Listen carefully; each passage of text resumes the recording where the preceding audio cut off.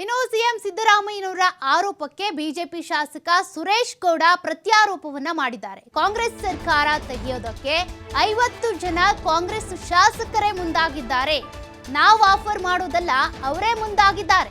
ಸಿದ್ದರಾಮಯ್ಯನವರ ಗ್ಯಾರಂಟಿಗಳು ಅವರ ಶಾಸಕರಿಗೆ ಇಷ್ಟ ಆಗ್ತಾ ಇಲ್ಲ, ಅವರಿಗೆ ಒಪ್ಪಿಗೆ ಇಲ್ಲ. ಶಾಸಕರುಗಳು ತಮ್ಮ ಕ್ಷೇತ್ರದ ಅಭಿವೃದ್ಧಿಗೆ ಅಂತ ಹಣ ಕೇಳ್ತಾ ಇದ್ದಾರೆ, ಆದ್ರೆ ಹಣ ಸಿಗ್ತಾ ಇಲ್ಲ.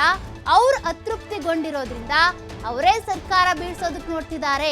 ಅನುದಾನ ಕೊಡೋದಕ್ಕೆ ಸಿದ್ದರಾಮಯ್ಯನವರ ಬಳಿ, ಅವರ ಸರ್ಕಾರದ ಬಳಿ ಹಣನೇ ಇಲ್ಲ.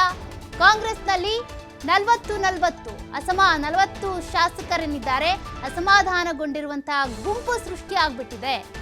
40 ಅಂದ್ರೆ 40 ಜನ ಸೇರ್ಕೊಂಡು ಅಸಮಾಧಾನರೇನಿದ್ದಾರೆ, 80 ಜನ ಅವರು ಈಗ ಸರ್ಕಾರವನ್ನ ಬೀಳ್ಸೋ ಪ್ರಯತ್ನ ಮಾಡ್ತಿದ್ದಾರೆ ಅಂತ ಶಾಸಕ ಸುರೇಶ್ ಗೌಡ ಅವರು ಪ್ರತ್ಯಾರೋಪವನ್ನ ಮಾಡಿದ್ದಾರೆ.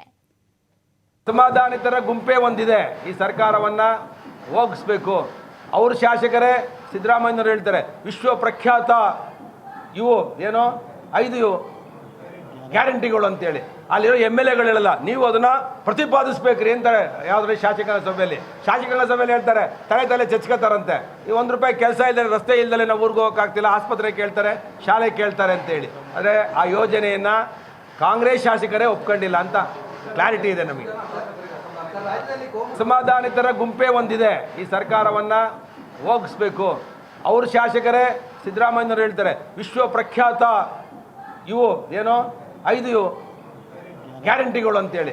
ಅಲ್ಲಿರೋ MLA ಹೇಳಲ್ಲ, ನೀವು ಅದನ್ನ ಪ್ರತಿಪಾದಿಸ್ಬೇಕ್ರಿ ಅಂತಾರೆ. ಯಾವ್ದ್ರಲ್ಲಿ ಶಾಸಕರ ಸಭೆಯಲ್ಲಿ ಹೇಳ್ತಾರೆ, ತಲೆ ಚಚ್ಕೋತಾರಂತೆ.